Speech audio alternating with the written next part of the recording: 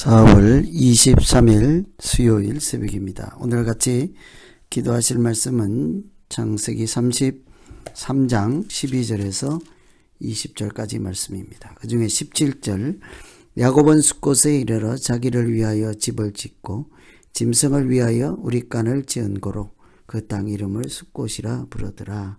아멘. 오늘은 야곱과 에서가 화해를 하고 다시 만난 그 다음에 일어났던 일에 대한 말씀입니다. 야곱은 형 에서를 피해서 망명 생활을 했죠. 도피 생활을 했습니다. 외삼촌 라반의 집에 가서 20여 년 세월을 보냈죠. 그래서 그곳에서 살다가 많은 세월 후에 이제 하나님의 은혜로 에서와 화해를 하게 되었습니다.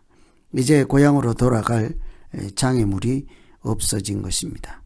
그런데도 불구하고 야곱은 가던 걸음을 멈추고 이곳저곳 기웃기웃거리고 이렇게 좌로 우로 치우치는 것을 볼 수가 있습니다.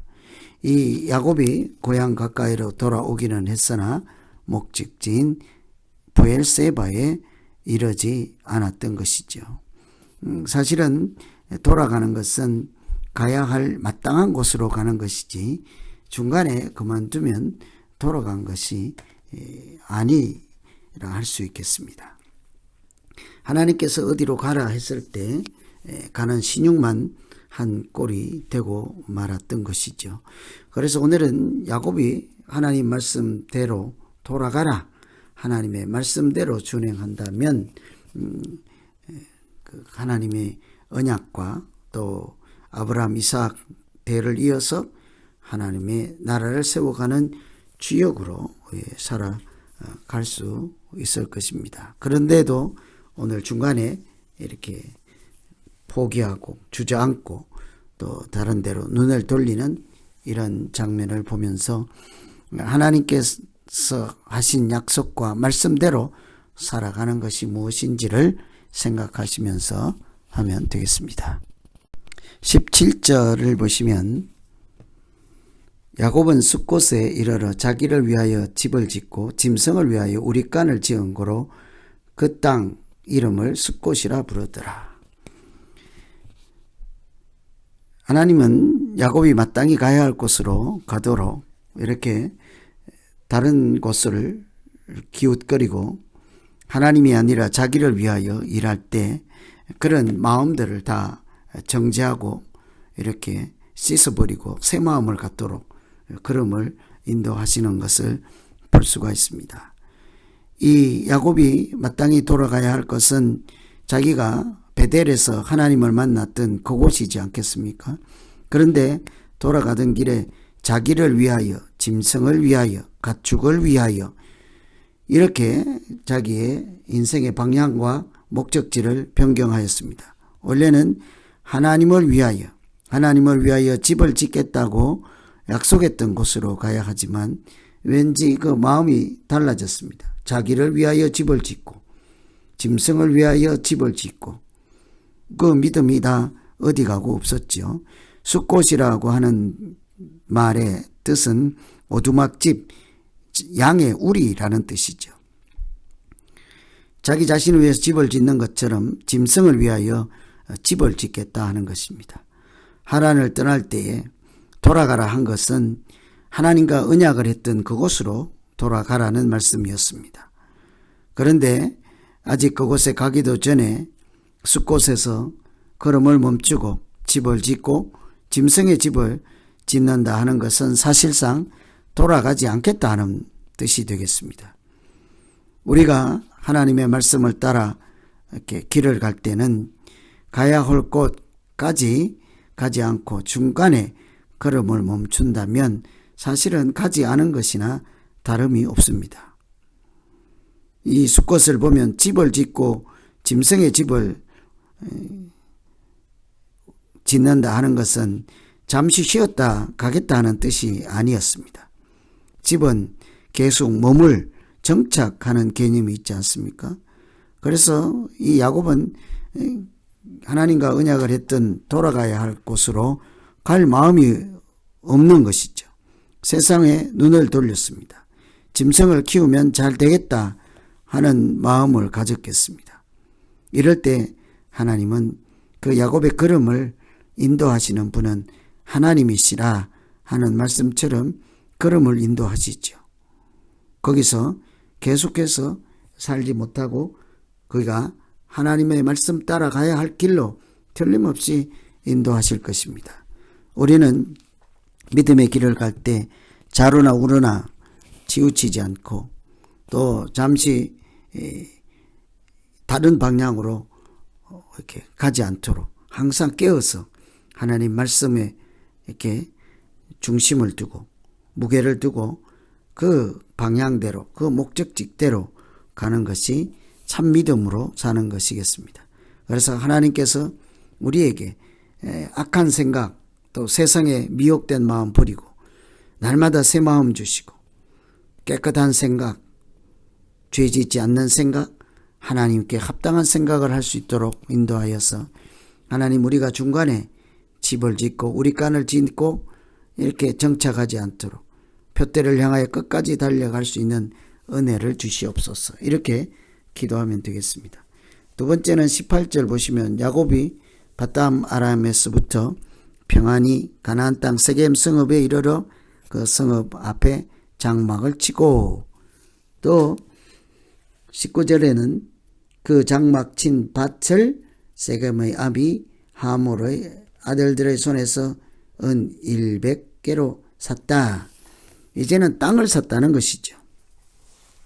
집을 짓고 우리 간을 짓는 것은 집이야 뭐 허물고 무너지면 되겠습니다만 땅을 산다 하는 것은 더 마음이 이렇게 굳어졌다고 볼 수 있죠.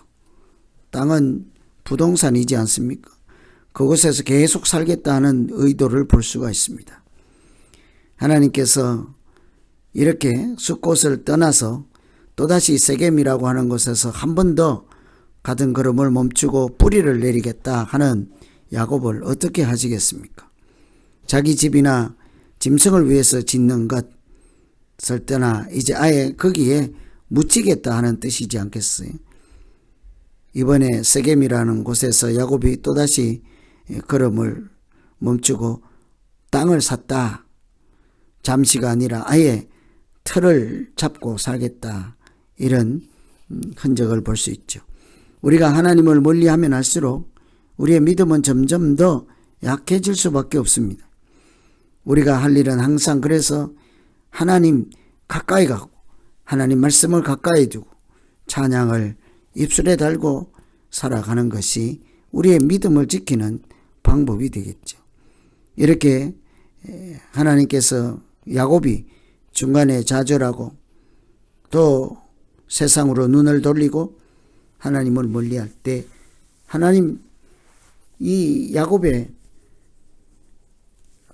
딱 필요한 말씀은 우리가 전심으로 하나님을 사랑할 때 하나님도 사랑하신다는 말씀처럼 하나님을 가까이 할 수 있는 곳으로 이 야곱을 인도하시지 않겠습니까? 그래서 세겜에서 있을 때 하나님은 야곱이 그곳에 아예 틀을 잡고 살아가지 않도록 새롭게 인도하실 것입니다.